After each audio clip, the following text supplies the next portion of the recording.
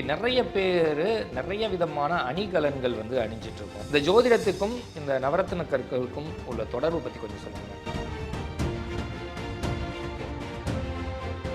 ஒவ்வொரு பிரச்சனைகளுக்கும் அதனுடைய கிரகங்களுக்கு தசாபுத்திகளுக்கு தகுந்த மாதிரி இப்போ 7.5 சனி நடக்குதா, சனியுடைய தாக்கத்தை குறைக்கணும்னா அதுக்கு எந்த கல்லை ஆக்டிவேஷன் பண்ணணும். எப்படி மேம் இப்போ இந்த கிரக நிலைகள்னு பார்த்தீங்கன்னா ஒரு மனுஷனுக்கு அவனுடைய கட்டங்களில் எல்லா விதமான கிரகங்களும் இருக்கும். எதோட ஆதிக்கத்துக்கு தகுந்த மாதிரி என்னென்ன மாதிரி கற்கள் யூஸ் பண்ணணும், இல்லை அவங்களுக்கு ஏதாவது பிரச்சனைகள் இருந்தால் இந்த மாதிரி பரிகாரத்துக்காக அந்த கற்கள் யூஸ் பண்ணணும். இந்த கற்கள் முதல்ல எல்லாம் ஒரு கல்லை கொடுத்தா வாழ்நாள் பூரா அணிஞ்சிக்கலாம், அல்லது அந்த தசாபுத்தி முடிகிற வரையும் அணிஞ்சிக்கலாம் அப்படிங்கிற ஃபிக்ஸட் கான்செப்டில் கொடுத்துட்டு இருந்தோம்.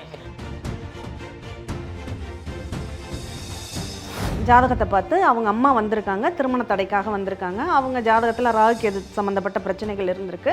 அதுக்கு நாங்கள் ராகுகேதுக்கு கோமேதகம் வைடூரியம்ங்கிற ரிங்கு பரிகாரமாக கொடுப்போம். இப்போ நீங்கள் சொன்ன மாதிரி நிறைய பேருக்கு இப்போ கல்யாணம் ஆகாமலாம் இருக்காங்க. அந்த கல்யாணம் ஆகணும்னா என்ன கல் யூஸ் பண்ணுவோம்? 12 லக்னத்திற்குமே 7ஆம் பாவத்தின் நிகழ்வு நல்லா இல்லைன்னா, லக்னாதிபதியினுடைய நிகழ்வு நல்லா இல்லைன்னா அவங்களுக்கு திருமணத்தில் தடை வருமானம் வரும். இப்போ குருதசை வருது அப்படின்னா அவங்களுக்கு கல்யாணம் ஆகும்பாங்க. அந்த நேரத்தில் எனக்கு கொஞ்சம் சீக்கிரமாகணும், நல்ல வரன் கிடைக்கணும், குழந்தை பேர் வேணும், இந்த மாதிரி உள்ளவங்களுக்கெல்லாம் ஒரு காமனான பலன்கள் சொல்லுங்களேன். அப்போ பவளத்தில் நீங்கள் அருணாக்கயரா கூட நீங்கள் பவளம் போட்டானீங்க அப்படின்னு சொல்லுவோம். ஒரு சிலருக்கு மாங்கல்ய பலம் குறைவாக இருக்கும், கணவருக்கு ஆபத்து அப்படிங்கிற அளவு இருக்கும். அப்போ தாலியில் பவளம் போடுங்க. ஜோதிடத்தின் பரிணாம வளர்ச்சி ஏஎல்பி ஜோதிடம். இதை படிங்க, உங்க வாழ்க்கை உங்க கையில. ஏஎல்பி ஆன்மீக நண்பர்கள் அனைவருக்கும் அன்பு கலந்த வணக்கம். அதாவது ஏஎல்பி ஜோதிட முறை இன்றைக்கி உலகம் முழுவதும் நிறைய பிரசித்தி பெற்றுருக்கு. ஏஎல்பி ஜோதிடத்தில் என்ன ஸ்பெஷல் அப்படின்னா ரொம்ப நுணுக்கமாக இதை கணிச்சு சொல்கிறாங்க அப்படிங்கிறது எல்லாருக்குமே தெரியும். ஸோ அந்த வகையில் இன்றைக்கி நம்ம நிகழ்ச்சிக்கு வந்திருக்காங்க டாக்டர் ஸ்ரீகுரு சாந்தி தேவி ராஜேஷ்குமார். இவங்க பார்த்திங்கன்னா ஒரு ஜோதிட ஆசிரியரும் கூட. ஏஎல்பி ஜோதிடத்தை முறையாக படித்து நிறைய பேருக்கு இது சொல்லிகிட்டு இருக்காங்க. ஜோதிடம் ரீதியாக மட்டும் இல்லாமல் இவங்க நவரத்னங்களை பற்றி நிறைய விஷயங்கள் சர்ச் பண்ணி அதை பற்றி நிறைய விஷயங்கள் படிச்சிருக்காங்க. அதை பற்றி தான் இன்றைக்கி நம்ம பார்க்க போகிறோம். மேம் வணக்கம். மேம் வணக்கம். ரொம்ப மகிழ்ச்சி. அதாவது ஏஎல்பி ஜோதிட ஆசிரியரும் கூட. நீங்கள் நிறைய பேருக்கு பயிற்சிகள் கொடுத்துட்ருக்கீங்க, ஜோதிடத்தை கணிச்சு நிறைய பேருக்கு நல்ல பயனுள்ள தகவல்லாம் கொடுத்துட்ருக்கீங்க. ஸோ இந்த வகையில் பார்த்திங்கன்னா இன்றைக்கி நிறைய பேர் நிறைய விதமான அணிகலன்கள் அணிஞ்சிட்ருக்கோம். அதாவது கருங்காலி மாலை அணிஞ்சோம், முன்னால் ஒரு ருத்ராட்சி மட்டும்தான் அணிஞ்சோம். சில பேர் படிக்க கல்லில் இது பண்ணுவாங்க. இது மாதிரி விதவிதமாக பண்ணுறாங்க. அப்புறம் மோதிரம், இதெல்லாம் ஒவ்வொரு காலத்துக்கும் ஒவ்வொரு சீசனுக்கு இது மாதிரி இருக்கும். நீங்கள் நிறையா வச்சுருக்கீங்க. இந்த ஜோதிடத்துக்கும் இந்த நவரத்தின கற்களுக்கும் உள்ள தொடர்பு பற்றி கொஞ்சம் சொல்லுங்களேன். முதல்ல ஒரு விஷயத்தை நான் உங்கள்கிட்ட கிளியர் பண்ணிடுறேன். ஏஎல்பிக்கு முன்பு நான் என்னுடைய பேரில் நவரத்தின ஜோதிட அரசின்னு வரும். என்னுடைய பேரனுடைய பட்டத்தில் ஒன்று நவரத்தின அரசின்னு வரும். ஏன்னா நவரத்னங்களை பற்றி எங்களுடைய முன்னோர்கள், முக்கியமாக என்னுடைய தாய் மாமா தான் என்னுடைய ஜோதிட முதல் குருன்னு சொல்லுவேன். அவங்க இந்த நவரத்னங்கள் ரிசர்ச் நிறையவே பண்ணாங்க. இப்போ எல்லா விதமான ஒரு நிகழ்வுகளுக்கும் நாங்கள் பரிகாரமாக நாங்கள் ரெஃபர் பண்ணுறது இந்த நவரத்னங்களை ரெஃபர் பண்ணுறோம். இதுக்கு முன்னாடி ஏஎல்பிக்கு நான் வருவதற்கு முன்பு அப்படின்னா நவரத்னங்கள் தான் அதிகமாகவே நான் பயன்படுத்திக்கிட்டு இருந்தேன். ஒவ்வொரு பிரச்சனைகளுக்கும் அதனுடைய கிரகங்களுக்கு தசாபுத்திகளுக்கு தகுந்த மாதிரி இப்போ 7.5 சனி நடக்குதா, சனியுடைய தாக்கத்தை குறைக்கணும்னா அதுக்கு எந்த கல்லை ஆக்டிவேஷன் பண்ணணும், ஒரு கிரகத்தை ஆக்டிவேட் பண்ணுறதுக்கு என்ன பண்ணணும், டீஆக்டிவேட் பண்ணுறதுக்கு என்ன பண்ணணும் அப்படிங்கிற மாதிரியான ஒரு நிகழ்வுகள். இந்த கற்களில் உள்ள சத்துன்னு சொல்லணும். இதை ஒவ்வொரு விஷயத்திற்கும் ஒவ்வொரு ஒரு ஒரு ஒரு உலோகத்திற்குன்னு எடுத்துட்டோம்னா அதுக்கு பொட்டாசியம், மெக்னீஷியம்னு ஒவ்வொரு சத்துக்கள் இருக்கு இல்லையா, அதே மாதிரி தான் இந்த கற்களுக்குள்ளும் உண்டு. இப்போ முதல்ல கற்கள் எப்படி வருது அப்படின்னா, வைரங்கள் நல்ல நிலக்கரிங்க பழங்காலம் உள்ளறக்குள்ளேயே இருந்து மக்கி அதுதான் வைரமாக உருவாகுது. கிறிஸ்டல் வளர்ந்துக்கிட்டே வருது. நம்ம எல்லாமே பார்த்துருக்கோம், கிறிஸ்டல் வளர்ந்துக்கிட்டே வரும். இதனுடைய ஹார்ட்னஸ் அப்படிங்கிறது ஒன்று உண்டு. இந்த கல் ஃபஸ்ட்டு எடுக்கிறோன்னா அது ஃப்ளோரைடாக இருக்கும். அது கலருக்கு தகுந்த மாதிரி இந்த ஃப்ளோரைடுன்னு சேர்த்து வச்சுக்குவாங்க. அதுக்கப்புறம் அதனுடைய ஹார்ட்னஸ் கூடும்போது அதை வேறு ஒவ்வொரு பெயர்களாக சஃபயர்னு ஒரு 9 நம்பராக தான் இதையும் எடுத்துக்கிறாங்க. 9 நம்பர் அந்த திக்னஸ் ஹார்ட்னஸ் இருந்ததுன்னா அதை சஃபயராக எடுத்துக்குவாங்க. இதே 10 ஹார்ட்னஸ் 10 பாயிண்ட் இருக்குது அப்படின்னா அதுதான் வைரம். அதனுடைய தன்மை என்ன, வைரமாக மாறும். அப்போ அந்த 10 வைரத்தை வைரத்தால் மட்டும்தான் அறுக்கணுங்கிற ஒரு பழமொழி இருக்கு இல்லையா? அப்போ அதனுடைய அந்த திக்னஸ்க்கு தகுந்த மாதிரி அது வேறு எதாலையுமே அதை அறுக்க முடியாது. அந்த வைரத்தின் அளவு அந்த ஹார்ட்னஸ் இருக்கக்கூடிய ஒரு நிகழ்வால் மட்டும்தான் அதை கட் பண்ண முடியும் அப்படிங்கிற ஒரு தன்மை. இது எல்லாமே எங்கேருந்து நமக்கு கிடைக்குன்னா பூமியிலேருந்து கிடைக்குது, கடல்கள்லேருந்து. இப்போ பவளம்னு நம்ம எடுத்துட்டோம்னா அந்த பவள பாறைகளில் படிஞ்சு அந்த ஒரு நிகழ்வு கெட்டியாகி மாறி அதை எடுத்து வருஷங்கள் ஆனாதான் அந்த பவள படிமன்கிறது நமக்கு கிடைக்கும். இப்போ முத்துன்னு எடுத்துக்கிட்டோம்னா இன்றைக்கி வந்து ஆர்டிஃபிஷியலாக நம்ம வந்து செயற்கையாக முத்துச்சிப்பி எடுத்து தண்ணிக்குள்ளே விட்டு வளர்க்குறது நிறைய இருந்தாலும் இயற்கையாக கடலில் விளையக்கூடிய அந்த முத்துச்சிப்பி அப்படிங்கிறது தான் நமக்கு ரொம்ப வேல்யூபிளாக நம்ம எடுத்துக்கிறோம். இப்போ அதே மாதிரி நீங்கள் கேட்டீங்க அந்த மணி மாலைகள் அதெல்லாம் கேட்டீங்க. ஒவ்வொரு மரங்களுக்குள்ளேயும் ஒவ்வொரு சத்துக்கள் இருக்குது. இப்போ மூலிகைங்கிறதே மரங்கள் செடி கொடிகள்லேருந்து கிடைக்கிறது தானே. அப்போ அதில் உள்ள சத்துக்கள்னு இருக்கு இல்லையா? அப்போ ஒவ்வொன்றுக்குள்ளேயும் ஒவ்வொரு அர்த்தங்கள் சத்துக்கள் இருக்கான்னா இருக்குது.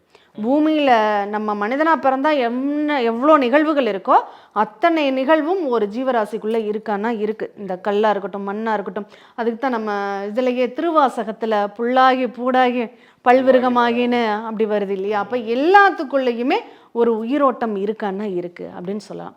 இப்போ அதை வந்து நம்ம அந்த கிரகங்களுக்கு தகுந்த மாதிரி பிரித்து இது என்ன பலன்களை தரும், என்ன பலன் எப்படி மேம்? இப்போ இந்த கிரக நிலைகள்னு பார்த்தீங்கன்னா ஒரு மனுஷனுக்கு அவனுடைய கட்டங்களில் எல்லா விதமான கிரகங்களும் இருக்கும். எதோட ஆதிக்கத்துக்கு தகுந்த மாதிரி என்னென்ன மாதிரி கற்கள் யூஸ் பண்ணணும், இல்லை அவங்களுக்கு ஏதாவது பிரச்சனைகள் இருந்தால் இந்த மாதிரி பரிகாரத்துக்காக அந்த கற்கள் யூஸ் பண்ணலாம்? கண்டிப்பாக நாங்கள் பொதுவாக பரிகாரத்துக்காக தான் பயன்படுத்திக்கிட்டு வந்தோம். ஆனால் அந்த ஏஎல்பிக்குள்ளே வந்ததுக்கப்புறம் இந்த கற்கள் வந்து முதல்லலாம் ஒரு கல்லை கொடுத்தா வாழ்நாள் பூரா அழிஞ்சிக்கலாம் அல்லது அந்த தசாபுத்தி முடிகிற வரையும் அணிஞ்சிக்கலாம் அப்படிங்கிற ஃபிக்ஸட் கான்செப்டில் கொடுத்துட்டு இருந்தோம். ஆனால் அந்த ஏஎல்பிக்குள்ளே வந்ததுக்கப்புறம் எனக்கு அந்த தாட்டு மாறிடுச்சுன்னு தான் சொல்லுவேன். இதை ஏன்னா நான் ரிஸ்க் எடுக்க விரும்பலை அப்படின்னு தான் சொல்லுவேன். இப்போ அதுக்கு முன்னாடி நாங்கள் கல் கொடுத்தோம், ஒரு பிரச்சனைன்னு வருவாங்க, அந்த பிரச்சனைக்கு தீர்வுக்காக நாங்கள் கொடுப்போம், அது அவங்களுக்கு சக்ஸஸ் ஆயிரும். அதுக்கப்புறம் அதை பற்றி ஆய்வு பண்ணவே மாட்டாங்க. இன்றைக்கி காலையில் கூட எனக்கு ஒரு ஃபோன் கால் வந்திருந்தது. மன்னார்குடியில் தான் நாங்கள் பல வருஷமாக ஜோதிடம் பார்த்துட்டு இருந்தோம். அங்கே கொரடாச்சேரியிலேருந்து ஒரு நண்பர் கால் பண்ணியிருந்தார். அவருக்கு ஒரு 7-8 வருஷத்துக்கு முன்பு அவருக்கு வந்து ஜாதகத்தை பார்த்து அவங்க அம்மா வந்திருக்காங்க, திருமண தடைக்காக வந்திருக்காங்க. அவங்க ஜாதகத்தில் ராகுகேது சம்மந்தப்பட்ட பிரச்சனைகள் இருந்திருக்கு. அதுக்கு நாங்கள் ராகுகேதுக்கு கோமேதகம் வைடூரியம்ங்கிற ரிங்கு வந்து பரிகாரமாக கொடுப்போம். இப்போ அந்த ரிங்கை கொடுத்துட்டு நான் சில வழிமுறைகள் சொல்லியிருக்கேன். அந்த பையனுக்கு அதே மாதிரி கல்யாணம் ஆயிடுச்சு. இப்போ 4 வருஷம் ஆச்சு, கல்யாணம் ஆகி 4 வருஷம் ஆச்சு. இப்போ அவர் இன்றைக்கி ஃபோன் பண்ணி, இன்றைக்கி தான் நான் வந்து வீட்டை சுத்தம் பண்ணும்போது உங்கள் விசிட்டிங் கார்டை தேடி எடுத்தேன், எனக்கு நீங்கள் கொடுத்த அந்த மோதிரம் கல்யாணத்துக்காக தான் நான் போட்டேன், அம்மா வாங்கி கொடுத்தாங்க, நான் போட்டேன், கல்யாணம் ஆயிடுச்சு. அதுக்கப்புறம் இப்போ அந்த மோதிரம் மிஸ் ஆகிடுச்சு, நான் அதுக்கப்புறம் கண்டுக்கவே இல்லை. இப்போ நான் திரும்ப அதை போடணுமா? எனக்கு இப்போ குழந்தை பாக்கியம் இல்லை, கல்யாணம் ஆகி 4 வருடம் ஆகியும் குழந்தை பாக்கியம் இல்லை, நான் இப்போ போடலாமா அப்படின்னு கேட்டார். நான் அவருக்கு பதிலே சொல்லலை.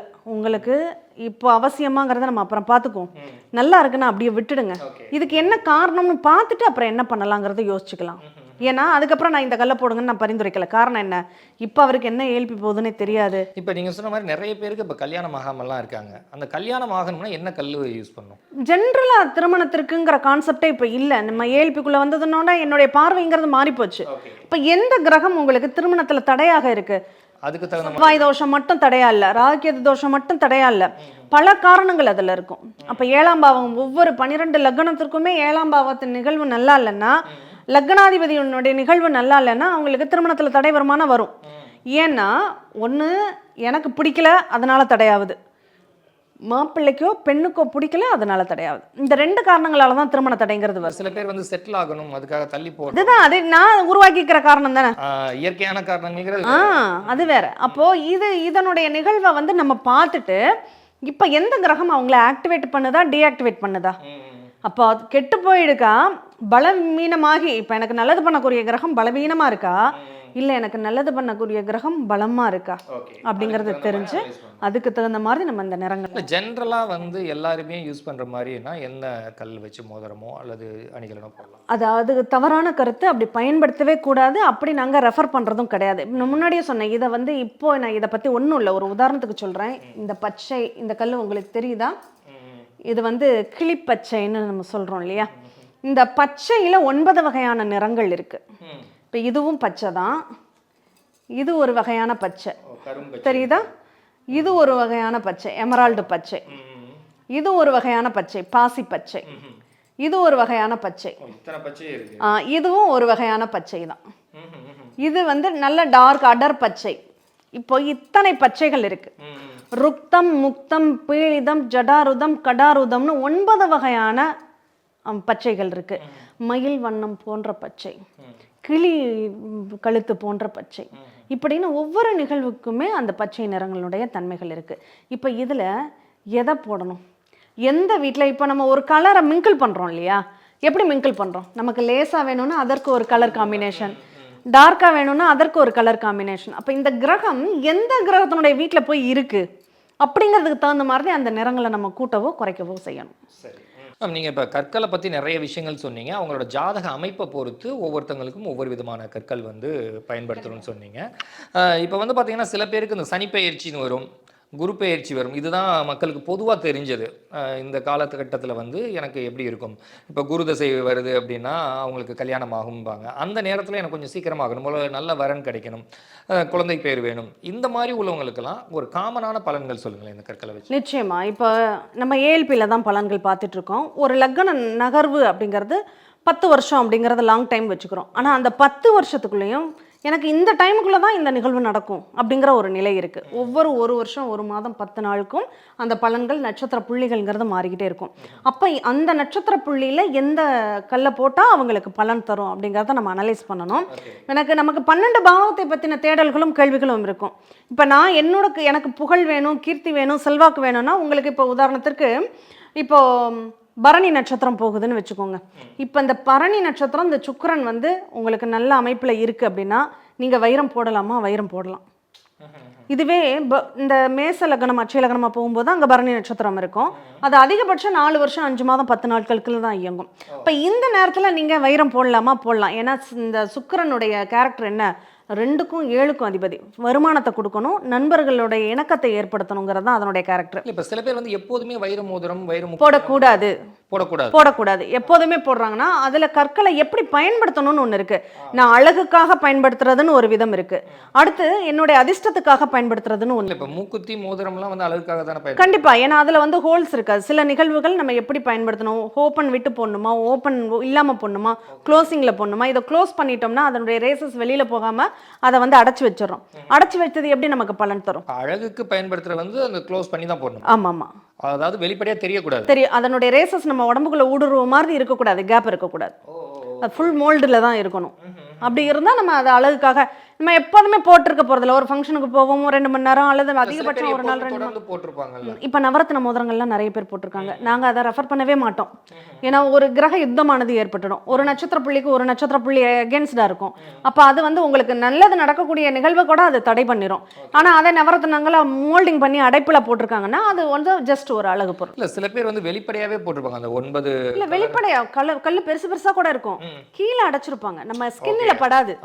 அது ஒரு ஷோக்காக போட்டுக்கிறோம். ஆமா, இல்லை அது போட்ட பிறகு எனக்கு நல்ல தொழில் வளர்ச்சி இருக்கு, நல்ல வாழ்க்கையில் ஒரு மாற்றங்கள்லாம் இருக்குதுன்னு சொல்றாங்களே. அது ஒரு சிலருக்கு நம்ம இப்படி பயந்து அவங்களுக்கு கயர் கட்டுவோம் பாருங்க, அந்த மாதிரி இதை போட்டால் எனக்கு நல்லா இருக்குன்னு நான் ஒரு நம்பிக்கை எனக்குள்ள வளர்த்துக்கிட்டேன்னா அதுவே எனக்கு ப்ளஸ்ஸாக இருக்கும். டிஸ்ட்ரிக்ட் வந்து சிவப்பு கயிறு கட்டுற மாதிரி. கண்டிப்பா அந்த மாதிரி நம்ம பயன்படுத்திக்கலாம். இந்த கற்களை பற்றி நம்ம சொல்லணும்னா முத்து ஜென்ரலாக எல்லாருமே போடக்கூடிய ஒரு விஷயம். நம்ம ஏஎல்பி ஆய்வில் என்ன சொல்லுவோம் அப்படின்னா கடக லக்னம் அப்படிங்கிறது தான் முத்துக்குரியது. இப்போ கடக லக்னம் போகுதா நீங்கள் முத்து போட்டுக்கோங்க.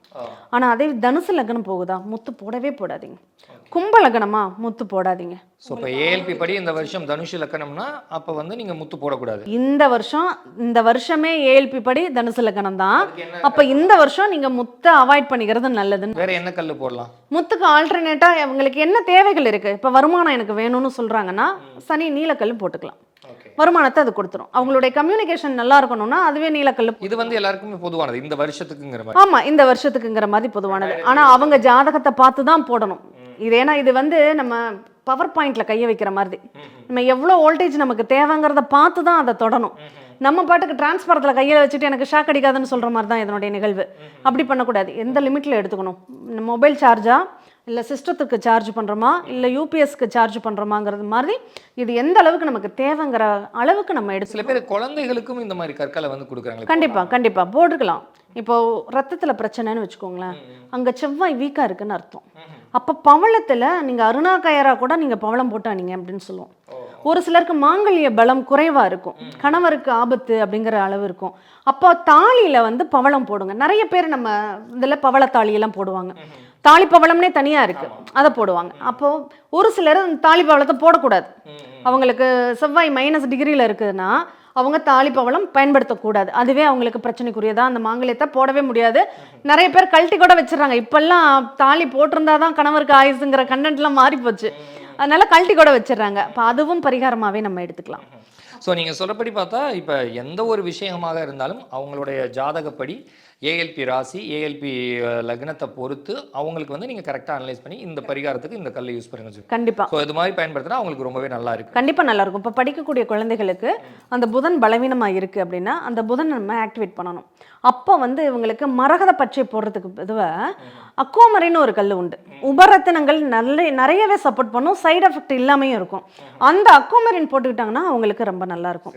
இப்போ திஷ்டி தாக்கங்கள் அதிகமாக இருக்குன்னு வச்சுக்கோங்களேன், அவங்க வந்து அவங்க என்ன போடலாம், இப்போ நான் போட்டிருக்கிறது இதுக்கு பேர் சுகந்தின்னு பேர். இந்த தமிழ் பேர் வந்து இதுக்கு சுகந்தின்னு பேர். இது வந்து திஷ்டி தாக்கங்களை அப்படியே ரெடியூஸ் பண்ணும். ஆமாம் ஆமாம். இதனுடைய நிகழ்வு வந்து இந்த சுகந்தி. இது வந்து ஃப்ளவர்ஸ் மாதிரி வரக்கூடியது. இங்கே இருக்கு பாருங்க, வயலட் பர்பிள் கலர். இது யார் வேணாலும் போடலாம். இது உபரத்தினம், சைடு எஃபெக்ட் எதுவும் பண்ணாது. இப்போ இதே நம்ம சஃபயர் போடுறோன்னு வச்சுக்கோங்க, இது சஃபயர். இந்த சஃபயர் கருநீலம், காக்கா நீளம், அயோலினிட் நீளம், அஜந்தா நீளம்னு அதில் ஒரு 9 வகையான நீளங்கள் உண்டு. இப்போ அது யார் போடணும், எந்த வீட்டினுடைய காம்பினேஷன் இருக்கும்போது அது என்ன நீளமாக மாறும். மேக நீளம் இருக்குது, கடல் நீளம் இருக்குது, மயில் கழுத்து நீளம்னு இருக்குது. இப்படி எந்த நீளத்தை அவங்க பயன்படுத்தணும்னு இருக்குது. ஒரு கலரோட இன்னொரு கலர் மிக்சிங் பண்ணால் அது இன்னொரு கலராக மாறும் இல்லையா, அந்த மாதிரி தான் நிறங்களை நம்ம பயன்படுத்துறது. அப்படி பயன்படுத்தும் போது ரொம்ப நல்லாயிருக்கும். இப்போ கேதுடைய தாக்கம் ஒருத்தருக்கு அதிகமாக இருக்குன்னு வச்சுக்கோங்களேன், இந்த கேதுன்னா சுருக்குதல் அப்படிங்கிற ஒரு நிகழ்வை கொடுக்கும். நம்மளை அப்படியே விரக்தியின் எல்லைக்கு கொண்டு போகிறது கேதுவாக இருக்கும். இப்போ அட்சயலக்ன பദ്ധதி படித்த அத்தனை நண்பர்களுக்குமே தெரியும், கேது போச்சுன்னா அங்கே அவங்களுக்கு விரக்தியான ஒரு சூழ்நிலை உண்டு, மனநிலை உண்டுன்னு.